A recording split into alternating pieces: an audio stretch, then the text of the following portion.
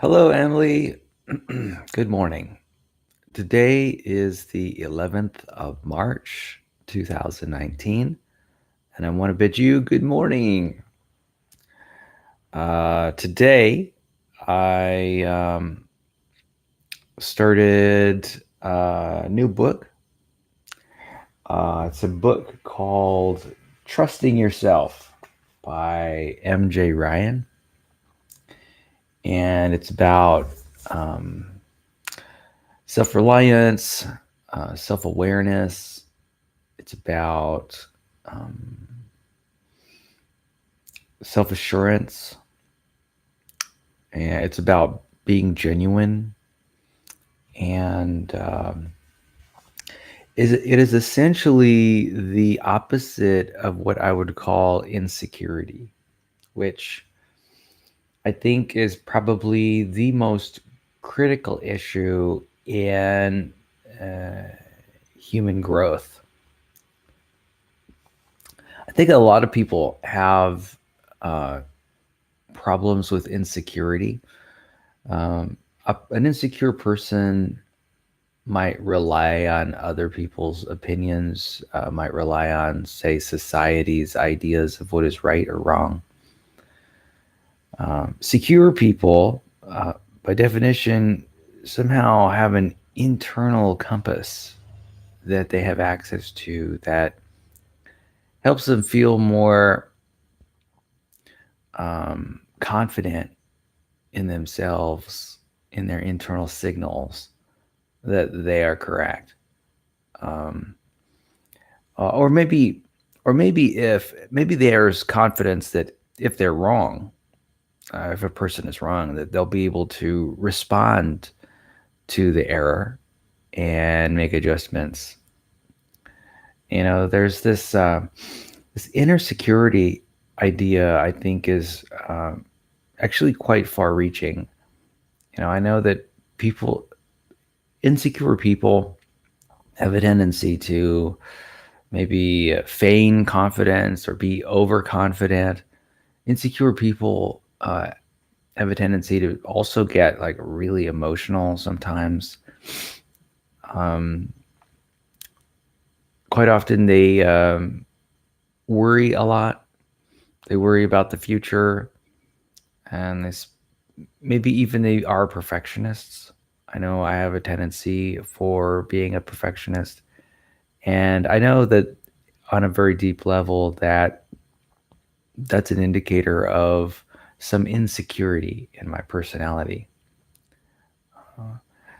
When people go out dancing, you see that insecurity on display. I know that when I went dancing last weekend, I went to State Street in Santa Barbara, and I went to a dance club called the name escapes me, something Jones. And I had a friend, and they brought other friends, and we were dancing on the dance floor. But the other friends, I mean, I and my friend were dancing a lot on the dance floor, you know, and was really not very many other people on the dance floor at the time. Um, and it was easy to see who had more confidence on the dance floor. There are a few people who were just unconfident. They were rather insecure. They would rather dance in a throng of people instead of dance relatively by themselves. These are indicators of insecurity. And it's important. Human beings are a social animal. We thrive in a tribe, a small group of people. I don't know, maybe between 30 to 150 people, or any kind of group that we can get. We like, and in fact, we also like quite often to be partnered with another person, coupled, say, in a romantic relationship. You know, And a lot of that is driven by our insecurities. And you know what? We focus a lot on our behavior. In fact, a lot of the because we don't want to be embarrassed in front of other people. Um, we don't want to do the wrong thing. We also tend to follow trends like fashion trends because we're so other focused on what another person might think. And it makes sense. I mean, if we are in a tribe situation, say 500 years ago, if we and there were only say 30 of us in the tribe, the last thing we want is to get kicked out of the tribe for any reason. We don't want to make any missteps. We want to pull our own weight and show that we are a valuable contributor to the group. We want to be helpful, and that's how we participate in our tribe. And we basically don't want to be abandoned or kicked out. And so our psychology is built on this sort of tribal mentality. And it's entirely appropriate. And it worked for millions and millions of years. And at least for human beings, it worked for the last 200,000 years, keeping us sort of cohesive, cohesive band that was effective in the world. And though it can go to extremes though, and I think that it's been going to extremes in the last few years. Even the Victorian age. I think it was a time when people focused on what other people thought. And, it was also a very dangerous time, too, where if a person even expressed ideas that were sort of not mainstream, they could be ostracized very quickly. But yeah, I think human beings are really focused on, say, being different or being burdensome or being part of the out group instead of the in group. That's an essential part of our character as human beings. So I think it's really important, though. I think there are benefits to being more secure, to being comfortable with making our own choices about what we think is right. Because ultimately, we live our lives for ourselves. We don't live our lives for other people. We're not other people's slaves. We are focused on our own needs and our own idea of what's right and wrong. At least, I think to some extent that ought to be the focus. Now, we don't have to completely ignore other people's views and opinions. That would be, you know, yeah, there are psychological issues with people who are, I guess, too independent, right? But I think some modicum of independence is very helpful in life. In fact, that's what maturity is all about. I've found that as I've grown older, year after year, I've become a lot more confident in my ability to sort of ascertain the situation and have opinions that are my own instead of having opinions which I think are consistent with the mainstream. And, as I've grown older, I've grown more comfortable with having my own opinions and following through with those opinions. It's part of the maturing process. And Emily, as you growing up to become a young lady and a young woman, I can imagine that you recognize this as being true. I have a feeling that, as a child, children are rather insecure, and just by definition, that is, they lack experience. But as they gain experience, they become more autonomous. They're able to take advantage of the freedom that is afforded them as they grow older.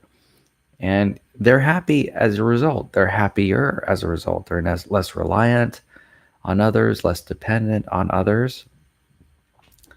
And I know that growing up, Em, that was a factor that was significant to you.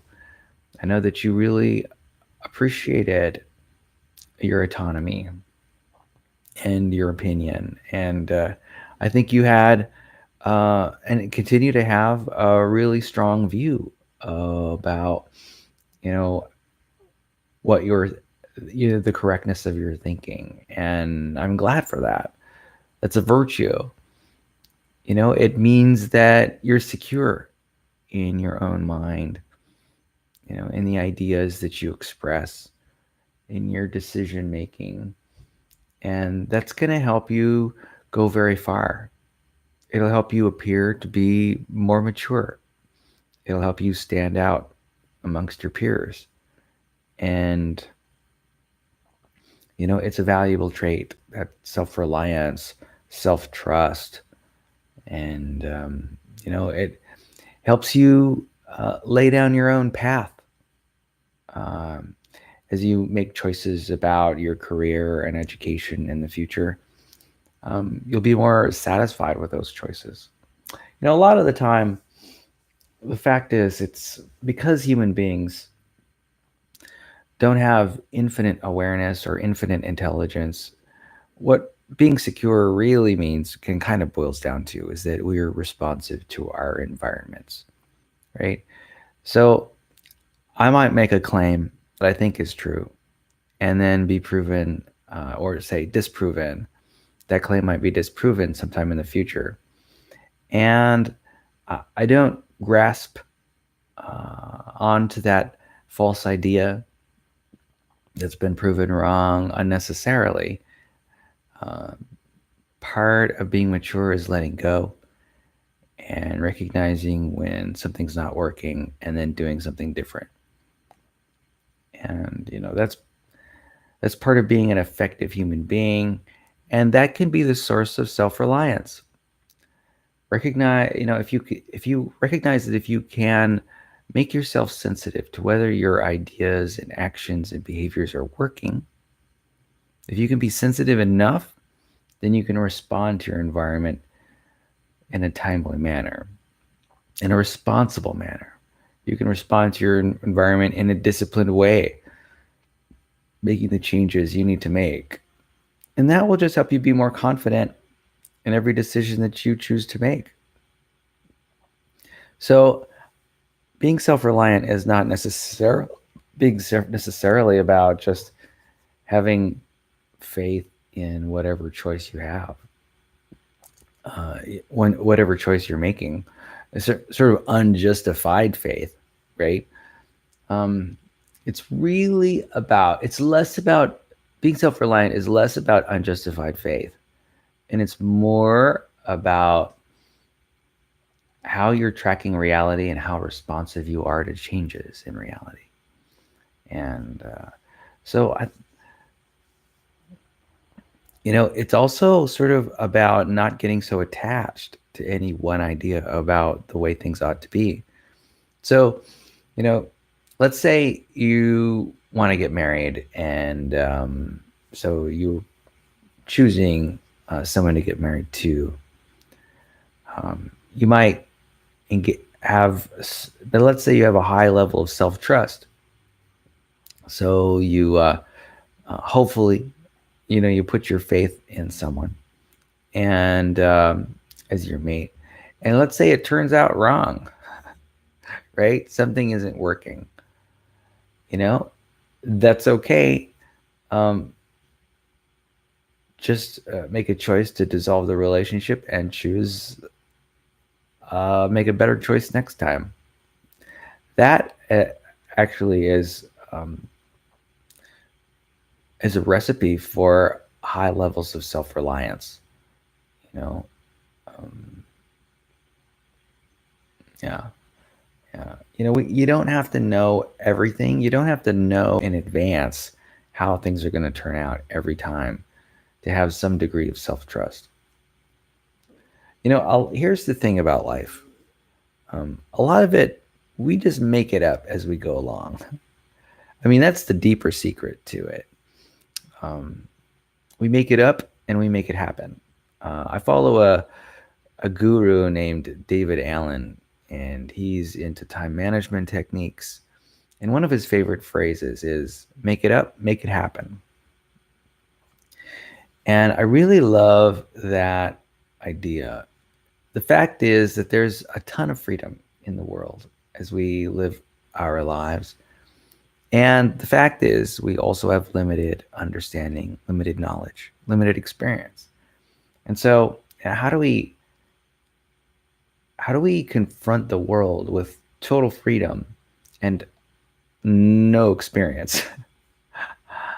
Well, a lot of it is just making it up. We do the best we can in the moment with the information that we have available that we can recall, and we make a choice, the best choice we can, and we make it quickly.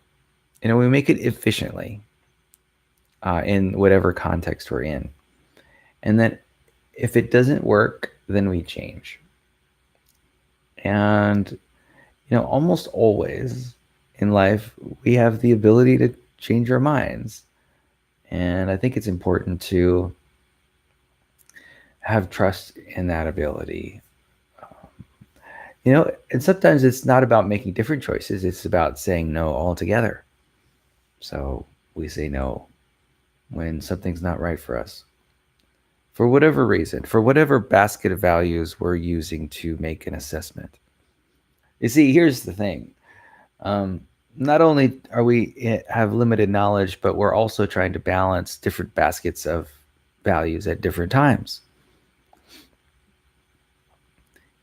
A value is that which we seek to gain or keep, and you know, and as and human beings, we seek out different baskets of values at different times, depending on our mood. So things are continuously changing. We're continuously reevaluating our standing, the outcome of our choices.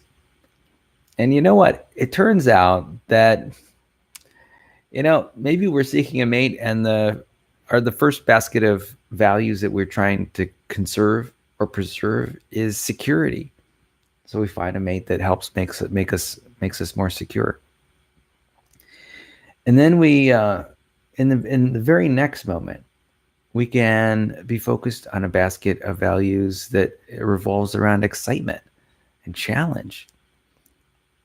Well, uh, that shift in values would drive a shift in decisions. And so maybe just a moment later, we might reject that person and choose a different person, one who's more focused on adventure and challenge in their lives. So, human beings are always vacillating between one basket of values and another basket of values because we are trying to optimize all of our values, right? Not just one basket. So, what's interesting, it's just the way of the world. And there's a lot of uncertainty. It's not like we either choose freedom or responsibility. We either choose security or adventure. Um, no one is 100% adventurous, and also no one is 100% secure. A 100% secure person would be dead in no time flat. And so would a 100% adventurous person. They are not living long in this life if they're 100% adventurous. So we quite often we have to pick and choose which aspects of our life we're trying to optimize with that basket of values. So there's a lot of change in the world, and insecurity is a problem. It causes a lot of people to worry about the weather and what's going to happen next. And there's a lot of fear involved in this kind of thinking, a lot of anxiety. Fact is, a lot of the problems in our life we can't change. We only have limited power over our external reality to shape it. We're not We're not all powerful beings that can manifest whatever uh, life experiences we want to have. We're limited. We're sort of stuck in our economic situation, our mental situation, our physical health situation. You know, and changes to these situations happen gradually. They don't happen overnight. Um, yeah. So anyway, I'm reading a book about trusting yourself, and I'm really liking it. But I figured what we could do is we could go over more quotations from the book, The Happiness Makeover, which I've been going through lately. I finished that book a long time ago, and it's been fun lately to go through some of the highlights that I've highlighted in the book. So let's do that. So on page 30 of The Happiness Makeover, I highlighted this quotation. I didn't change my ways overnight, but when I saw how much time I spent holding myself back for no good reason, I began to allow myself a bit of excitement, happiness even. When good fortune came my way, even when it wasn't guaranteed, for of course, there are really no guarantees anyway. So I'm really not sure what that highlight's about.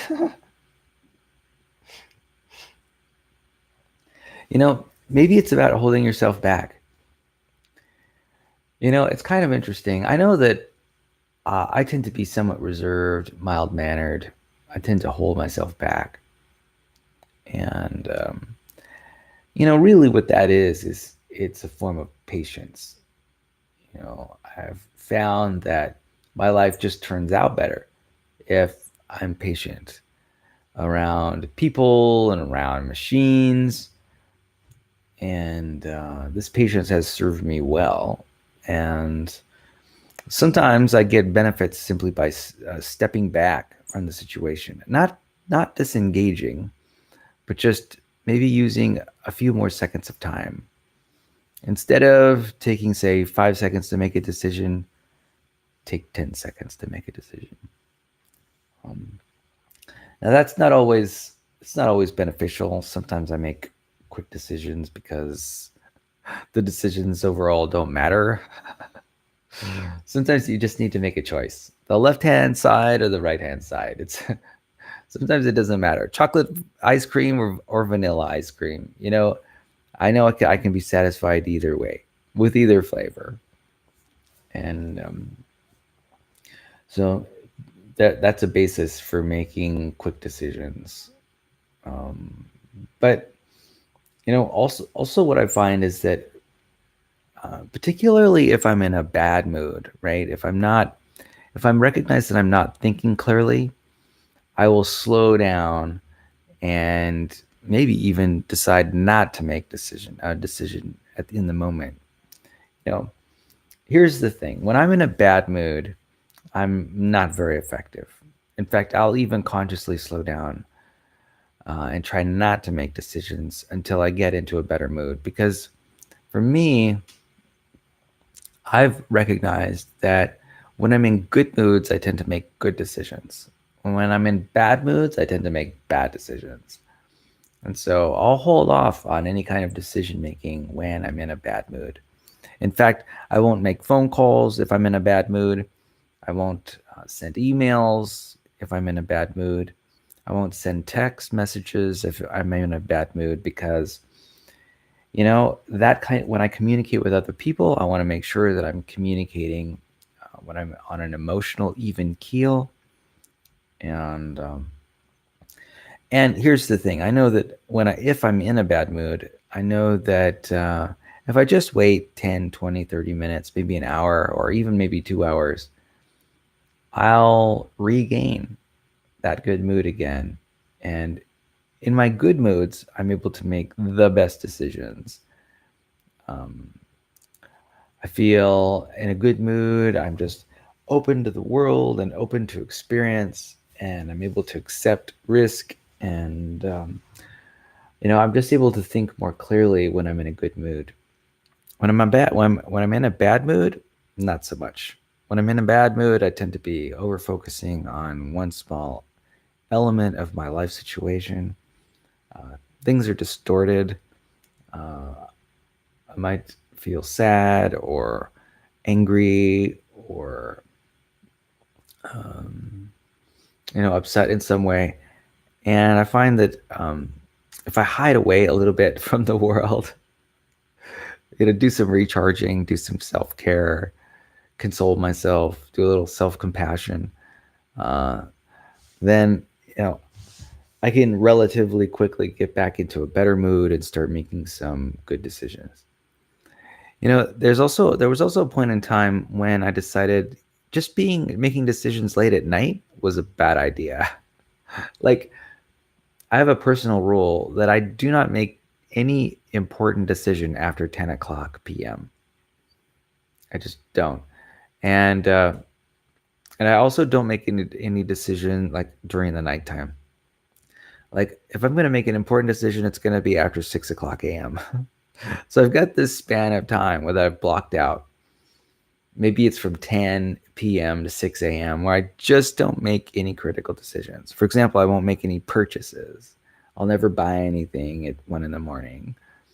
Or I'll never make a phone call at 1 in the morning that is, say, critically important. Um,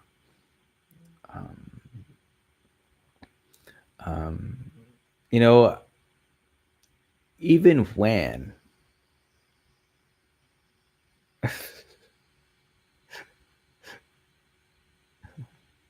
so even when I'm, let's see, um, I got distracted by something. Let's see, what's going on? Let's move on to the next quotation. So this is MJ Ryan's book, Happiness Makeover, and I'm going through my highlights in the book.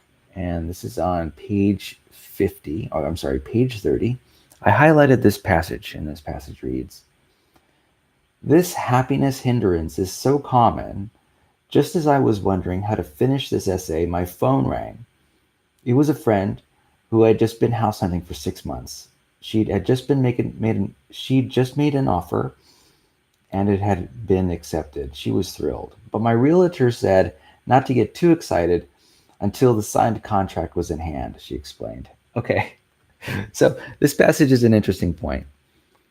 Um, it's interesting how when good things happen to us, we might feel constrained to express that happiness, particularly in the moment.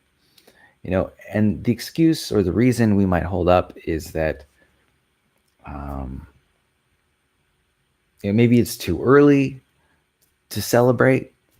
Um, um, Maybe it's inappropriate at an inappropriate time to celebrate.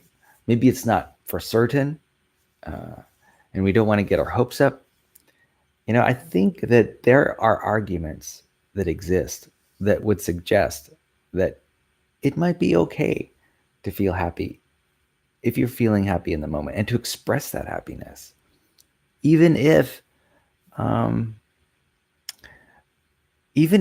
something is not certain, even if it might change.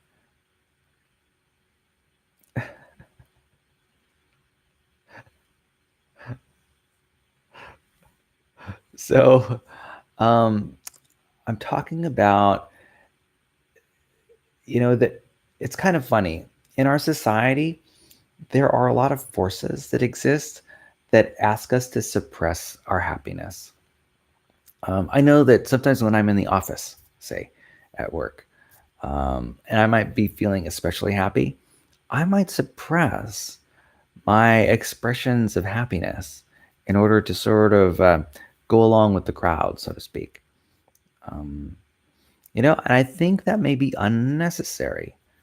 I think it's could be helpful to, if you're feeling happy and enjoying what's going on, I think it makes sense to at least consider for a moment that these constraints on us to sort of hold back, especially when we're experiencing joy or happiness, um, might be unnecessarily restrictive.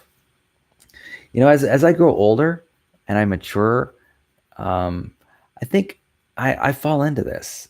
Like mature people don't express happiness. They don't express joy as readily as young people. And that's a little bit sad. It's unfortunate that that is the case. And um, you know, so I guess what I'm asking is that we consider again. We reconsider whether um, you know whether we ought to constrain our own um, happiness expressions when we feel them. Um, I'm not sure what it is about society that has us sort of put a cap on our expressions of happiness and joy.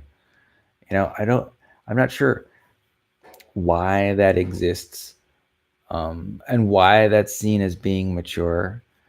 Um, in a way, it is somewhat insecure to get our cues for how we should uh, express ourselves from our surroundings. Um, you know, it's funny how a lot of people talk about being independent and being free, and yet so readily constrain themselves in the company of others. Especially when these emotional expressions can be helpful and inspiring to others, maybe even motivational. And anyway, all I'm suggesting is that we think twice about these unnecessary constraints on um, on our sort of emotional expressions. Um, I have a feeling that they might be arbitrary. I have a feeling that we may be, um,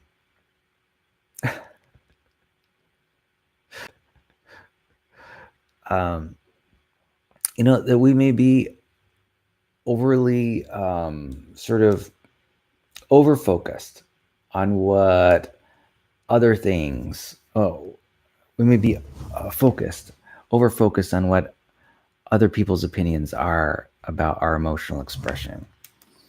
And so, what I'm suggesting is just a little bit more independence. Anyway, let me move on to another subject.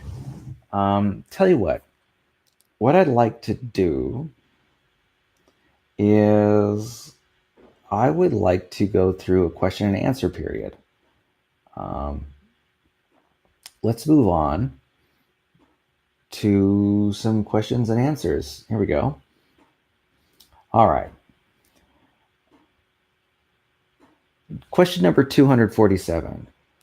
Of all the tools and gadgets you own, which one do you most enjoy using? So, for me, I really enjoy using my iPad Pro. I love using it. I also love using my Google Home, which is my voice assistant, and I find both those gadgets are a lot of fun to use. Also, I love using my smartphone. It's really amazing just how much benefit I get from these devices. Um, anyway, the next question is question number 248. What is one of your favorite souvenirs brought back from your travels, and where do you keep it? Well, for me, one of my favorite souvenirs is, the photographs that I take when I travel. And I bring those back and I save those on my external hard drive. And it's enjoyable. All right, I'm going to move to another one.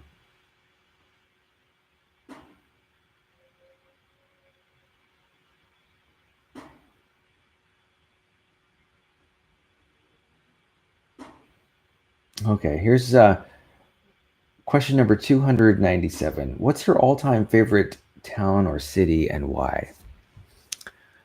My all-time favorite town or city. My all-time favorite town or city. Well, right now I think my favorite town or city is Santa Barbara, California. I just like it. I like the people there. I love. I think it's very picturesque. It's very beautiful. I love the beach there. I love the beauty of the city. Um, right now, it's one of my favorite places. Do I have another all-time favorite town or city? Um, right now, I'm kind of liking Los Angeles. Not because it's a like a wonderful place to live or anything like that, or that it's especially beautiful, but I like it for its there's an aspect of utility when it comes to Los Angeles. You know, people live there, and there are. It's like I don't know. It's like practical. It's like a practical place. Now I know that in aspects of it are not practical, like the traffic, or maybe even the cost.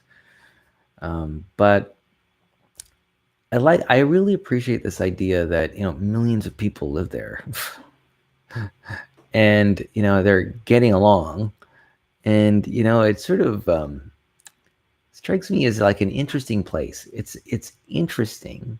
It's a megalopolis, that's for sure. It's huge. Um, but it's interesting. I think for that reason itself, I'm kind of interested in sort of group human behavior and organization, and that's it's curious to me. You know what it is. What is it like for millions of people to live in a very small place? Um, in basically the same area. I don't know. I just find it curious. All right. Next question. Question number 298. Do you have a favorite painting or drawing? And what makes it special to you? Do I have a favorite painting or drawing? Well, you know, my favorite painting or drawing are paintings or drawings that I do myself in the moment. Now, I don't do a lot of drawing. I hope to do more of it. In fact, right now I'm focusing on doing digital drawing using my iPad Pro, and I want to get better at that. And I'm in fact right now I'm sort of seeking out new lessons to learn and using the software. The software that I'm using these days is Procreate, the Procreate app. It's an Apple application, and it's very inexpensive. It only costs about $10, and I enjoy it very much. And I think the only thing I wish is that I could find more time to spend drawing. And I will. I'll do some drawing this week, and maybe I'll even send you a video of it. Okay, Em? Yeah. And so the second part of this question of do you have a favorite painting or drawing is what makes it special to you? What makes the drawing special to me? Well, drawings that I really like quite often are beautiful. They have lots of color. Um, Sometimes I appreciate the artist's creativity, maybe even the artist's ability to sort of draw draw the figures in a way that's appealing.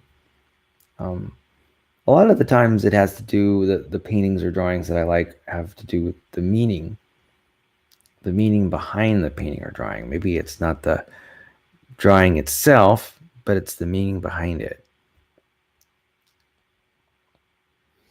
Okay, so question number 299. What social issues fire you up? Well, this is an interesting question. What social issues fire me up?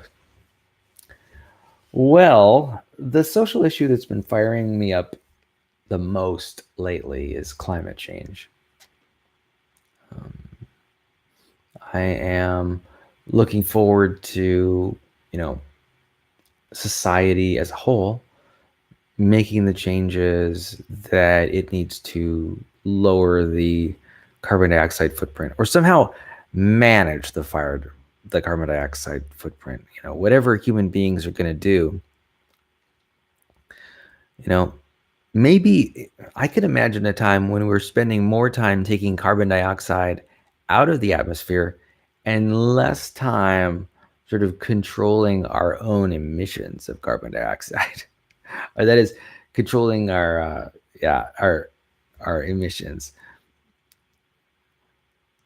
That is our production of carbon dioxide. It might be that we'll just instead of sort of curbing our carbon dioxide emissions, we might just spend a lot of time and energy constructing devices that pull carbon dioxide out of our atmosphere. That might be the way it goes. I'm really not sure how it's going to go. It makes me curious. I'm kind of curious how human beings will adapt in that way. See, what other social issues fire me up? Well, believe it or not, another social issue that fires me up is poverty. Um,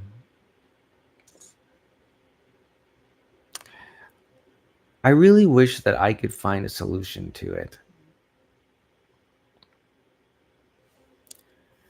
I think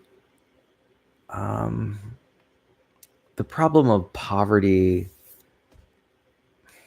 I don't think I could say anything educated about poverty that makes a lot of sense. Um, I don't know. It's something I'm looking at, something I'm curious about. You know, I think that poverty is going to become, I don't know. I haven't done enough thinking about it, but it is a concern for me.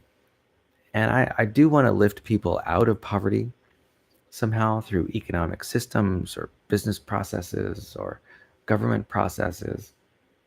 I don't quite know how it's going to work. I have a feeling that we're going to be doing better and better as time goes on. Yeah. All right. In fact, let me ask that question again of myself. What social issues fire me up? Um, what other social issues fire me up?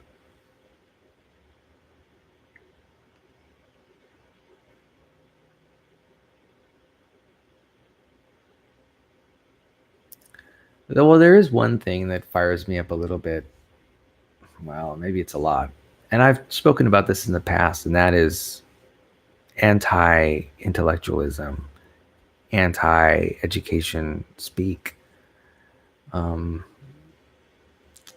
I don't care for that, any kind of attitude or outlook related to that. All right, let's move on to the last question. This is question number 300. What are the top three qualities that first draw you to someone new? Oh, wow. Well, what are the top three qualities that first draw me to someone new? Well, I mean, I'll just be honest. I think appearance might draw me to someone new. Just somehow, for some reason, I like their look. Um, Another quality which draws me to someone new. Um, Good communication skills. If someone's a good communicator, that will immediately draw me to them. If they have good diction, if they use words effectively, if they have a free flowing conversational style, that will draw me to them. Another thing is warmth, personal warmth, caring. If they're a good listener, that is also something that really helps me focus or helps me draw me to someone else. If I notice that they're kind, good communicators who are good looking, then I will be drawn to them.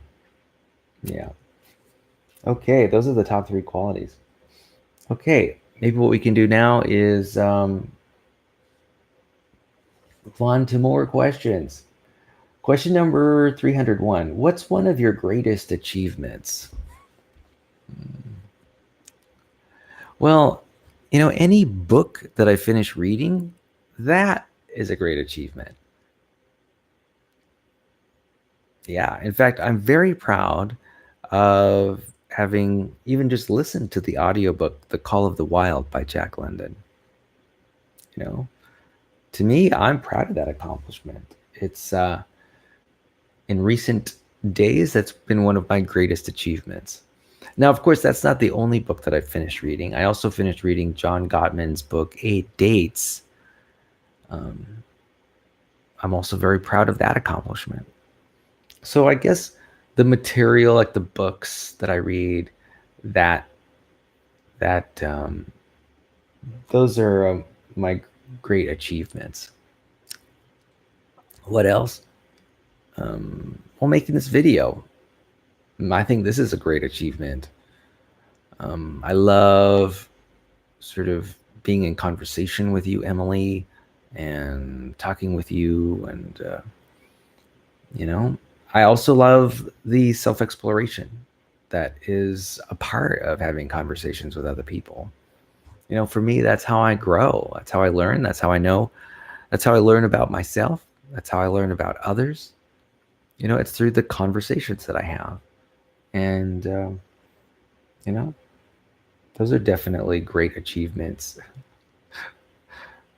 Yeah. So communicating with others, that's a great achievement.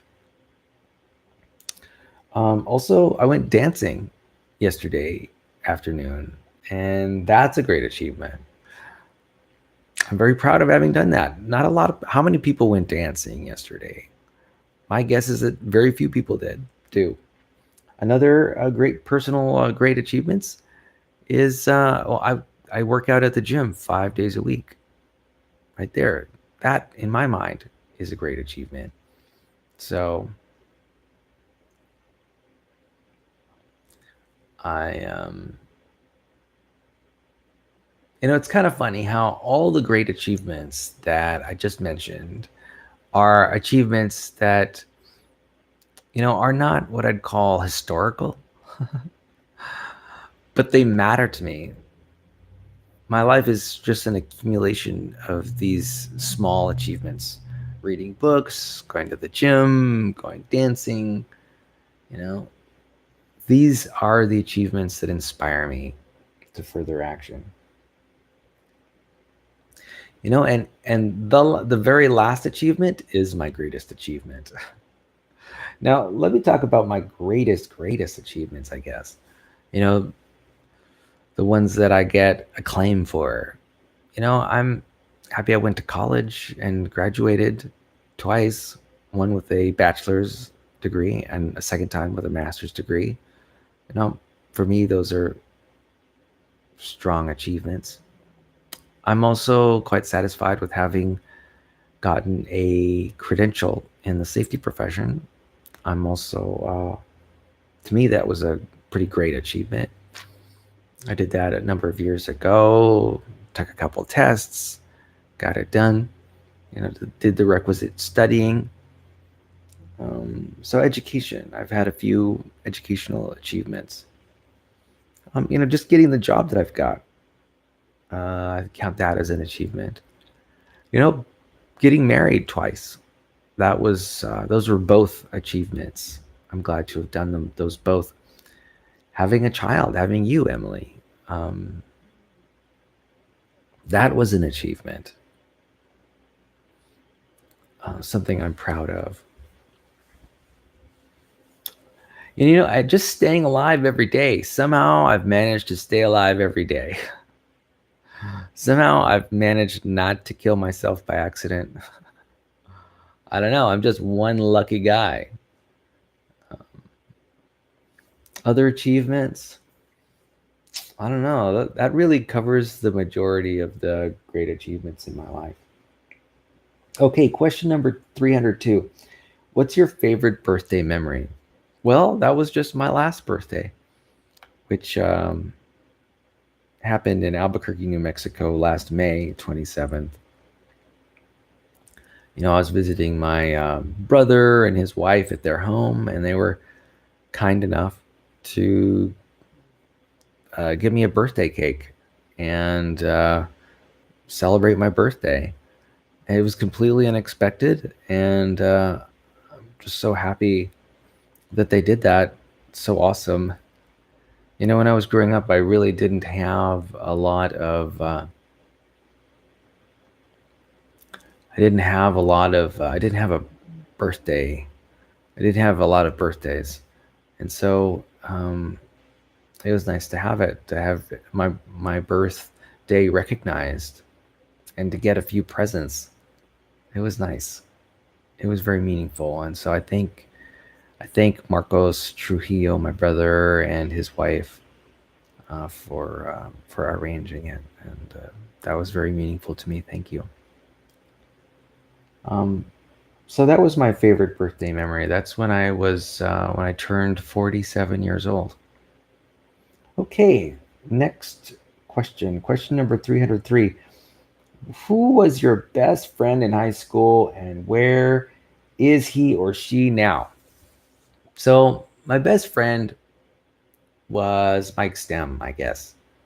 And where is he now? He's working at a job he's been working at for a long time as I guess, a buyer for a restaurant supply chain, um, or for a restaurant supply company. He's been doing that job for a long, long time.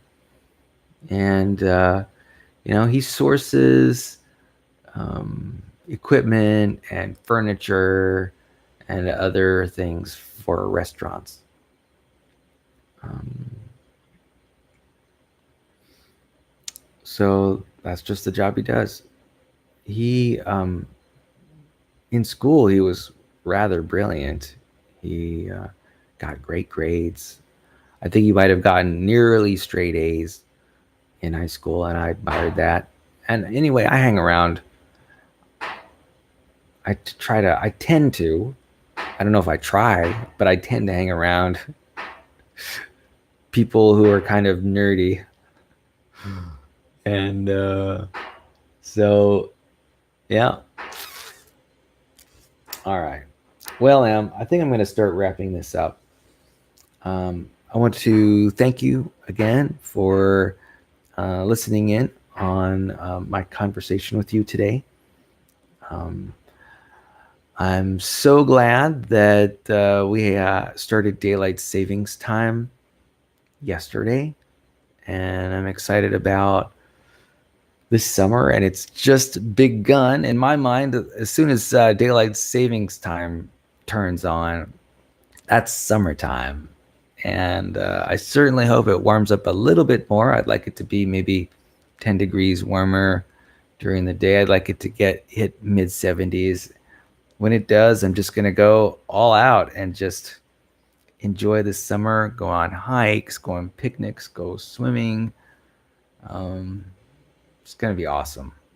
So I'm excited about this year and what it'll bring. I do plan to do some travel and go to some water parks and amusement parks, and you know, I hope this summer will be just as enjoyable for you. And I'm also looking forward to possibly spending some part of the summer with you. I'm not sure how that could be, but maybe we can go see a movie or go get an ice cream or something like that. I'd really like that. Or we could just have a conversation over the phone or through video teleconference. You know, I think those are things that would really bring joy to me. So yeah, things are good.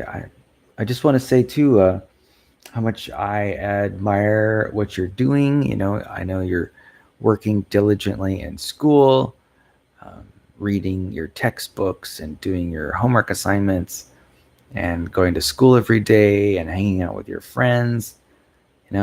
That pleases me to know that you're doing that and that you've got a relatively stable home life. Your mom has done a great job pulling that together, pulling together some stability. And I'm grateful for her for doing that for you. And I want you to know that I'm also a source of stability in the world.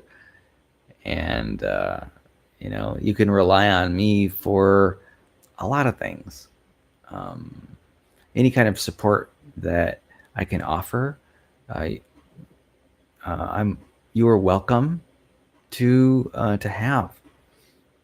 And so, anyway, I hope you have a wonderful day, and I'll talk to you later, girl. Bye bye. I love you.